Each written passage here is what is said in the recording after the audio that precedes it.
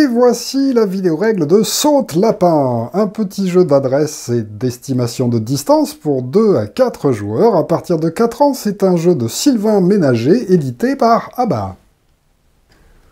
Au niveau du matériel, on commence par 2 îles, une île de départ et une île d'arrivée qu'il vous faudra construire avant votre première partie, mais après elles rentrent dans la boîte comme ceci, il n'y aura plus besoin de les toucher. Nous avons ensuite des lapins, chacun va récupérer le lapin de la couleur de son choix.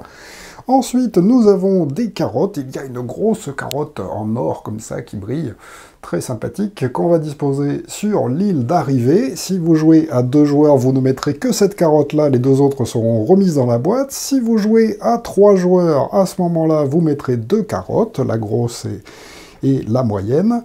Et si vous jouez à 4 joueurs, vous mettrez les 3 carottes de récompense. Nous avons ensuite des plots en bois, comme ceci, qu'on va disposer à côté du plateau de jeu, des passerelles, il y en a 6 différentes qui correspondent aux 6 couleurs qui sont indiquées sur le petit dé spécial.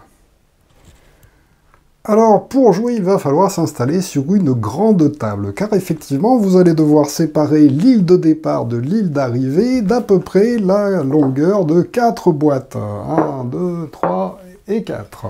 Ensuite, nous allons disposer tous les autres éléments du jeu à côté, de façon à ce que les joueurs voient bien la taille des plaquettes, car c'est très important dans le jeu.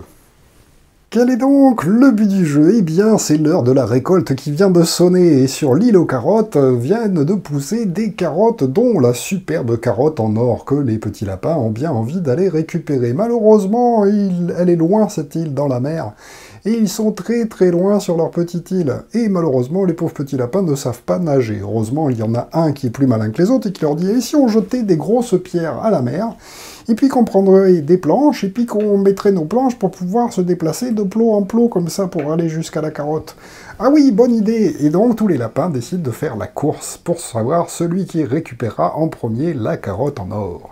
Alors, pour commencer, on va regarder autour de la table qui c'est qui a les plus grandes oreilles, car ce sera lui qui aura le droit de commencer la partie. Lorsque c'est un joueur de jouer, il va tout simplement prendre le dé, le lancer, et il va regarder la couleur de la passerelle correspondante. La orange, ça va correspondre à celle-ci. Mais attention, je n'ai pas le droit de la toucher. Je ne fais que la regarder, et j'essaye d'estimer la taille qu'elle fait, pour pouvoir me construire une passerelle. Effectivement, le joueur va ensuite prendre un plot et il va le disposer à une certaine distance en essayant d'estimer la longueur de la planche. Donc là, par exemple, je pourrais me dire... Bon, allez, je pense que là, ça devrait passer. Quand je pense que c'est bon, je dis « ça va », et maintenant, je prends la planche correspondante, et je n'ai plus le droit de toucher la pierre, et je vais me construire une petite passerelle. Hop, c'est bon, ça passe, elle n'est pas tombée à l'eau, et donc j'ai le droit d'avancer. Alors, il faudra prendre un nombre de pierres correspondant au nombre de joueurs plus 1. Donc, si on joue à 4 joueurs, on prendra les 5 pierres. Par contre, si vous jouez par exemple seulement à 2, vous prendrez seulement 3 pierres. Ensuite, on joue évidemment dans le sens des aiguilles d'une montre. On passe au second joueur qui va lui aussi lancer le dé vert, qui essaye d'estimer, qui prend un nouveau plot, car effectivement, on n'a pas le droit d'aller sur les plots où il y a déjà des lapins adverses, et puis qui va essayer d'estimer la distance. Attention, on n'a pas le droit de bouger les pierres des autres joueurs. Donc là, comme la verte, c'est la plus grande, allez, moi j'ai bien envie de tenter, est-ce que là ça passe? Allez, je crois que ça passe, je vais essayer d'ici. Hop, je décide d'arrêter de la toucher, je le prends, hop, ça passe juste, et j'ai le droit d'avancer mon lapin dessus. Je remets la planche dans la réserve, et c'est toujours au joueur suivant de jouer. Imaginons que le joueur suivant fasse jaune.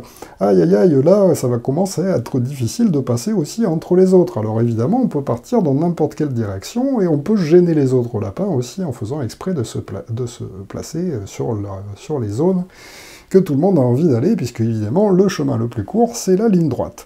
Alors attention, lorsqu'un joueur va mal estimer la distance et il va sélectionner la planche et puis que finalement, ah ben mince, la planche elle ne passe pas, alors des fois c'est juste limite et puis ben non, elle tombe, dès qu'elle tombe à l'eau, ben malheureusement c'est pas bon pour ce joueur, il est obligé de remettre la planche dans la réserve et de redonner la pierre car elle n'a pas réussi à mettre la plaquette au bon endroit. On passe donc au tour du joueur suivant, dans le sens des aiguilles de montre toujours. Et la course se poursuit ainsi jusqu'à ce qu'un joueur, après avoir lancé son dé, estime qu'il peut arriver sur l'île avec sa planche. Lorsqu'il pense pouvoir y arriver, il n'a donc pas besoin de placer de nouveaux plots sur le jeu, mais il va annoncer « les carottes sont cuites !» Et quand les carottes sont cuites, il peut prendre ensuite directement la planche de son choix, et hop, tenter de la mettre. Oh là là, là, on n'a pas eu de chance. Alors quand c'est avec les grands, vous pouvez dire que ça, par exemple, c'est un raté, sa planche est tombée à l'eau, mais avec les petits, on peut leur permettre, en fait, de recommencer pour bien arriver sur l'île.